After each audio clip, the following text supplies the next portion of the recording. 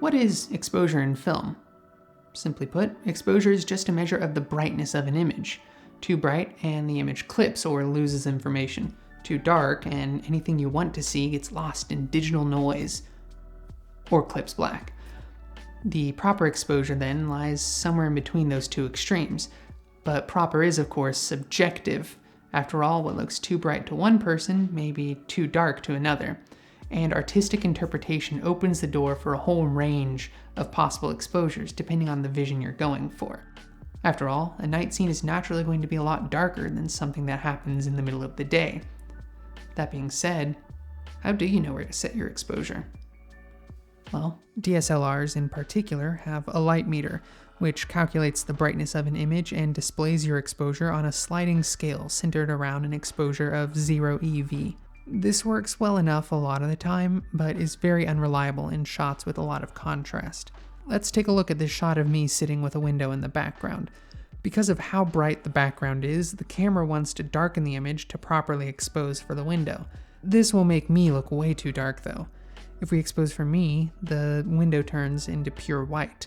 Now, ideally, we'd bounce some of the light onto me to balance it out, but since I'm shooting alone, I'll have to settle for exposing as bright as I can without clipping and fixing it later.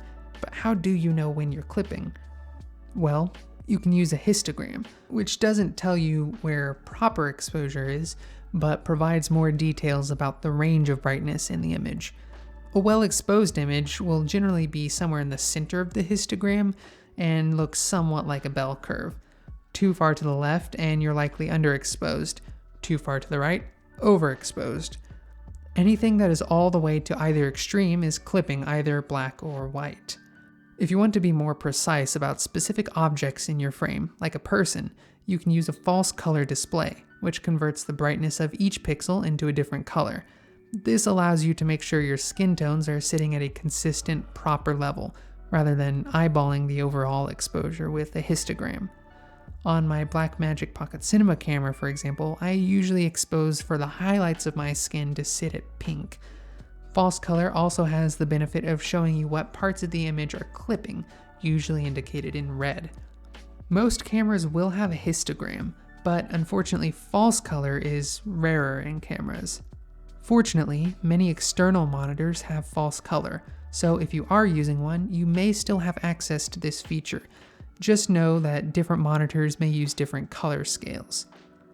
Now that you know exactly how bright to make your image and how to make sure you're getting it right, how exactly do you do that? There are two main ways to change the brightness of your shot. The first and most intuitive is by changing the brightness of your shot. You can add or remove lights, dim them down, block them with diffusion. Point is, you have a lot of options. But say you're in a situation where you can't control the light or don't have time to. Then you have to start changing settings on your camera. There are 3 basic settings you can change for exposure: aperture, shutter speed, and ISO, which work together to make the exposure triangle. It's important to keep in mind though that each of these options has their trade-offs. A wide open aperture will let in a lot more light, but your shot will have a very shallow depth of field. You may want this for artistic purposes, but it also makes focus much more difficult. Slowing down your shutter speed will also brighten your shot, but at the expense of turning fast-moving objects into blurs on your screen. And of course, a high ISO will introduce that dreaded sensor noise into your image. As a general rule of thumb, try to leave the ISO as low as you can get away with.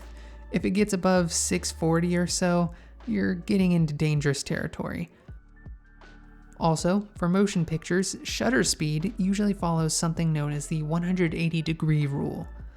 The name is a holdover from the days of actual film, but it essentially says motion blur of video looks most natural when the exposure time is twice the frame rate. There is a bit of wiggle room because your eyes can't really detect small differences in motion blur, but try to keep it around those values. This basically leaves us with the most control over aperture. However, its effect on depth of field may mean you don't want to open up all the way. In that case, you'll have to start adding light to the scene. If you're having the opposite problem, too much light, but you want to keep the aperture more open, you can use this bonus method of neutral density filters. These block light equally across the spectrum so they don't change the color of what you're shooting, basically acting as a dimmer for the entire world. Some cameras have internal ND filters, or you can attach them to your lenses or in a matte box. Just remember that unlike camera settings, ND filters can only darken an image, not brighten it. Hopefully this video helped you understand a little bit more about exposure and how you can get the right exposure for your videos. So get out there, experiment with these settings, find what looks you do and don't like. Stay tuned for future videos. I'm John Martinez, and this has been Learn Together Filmmaking.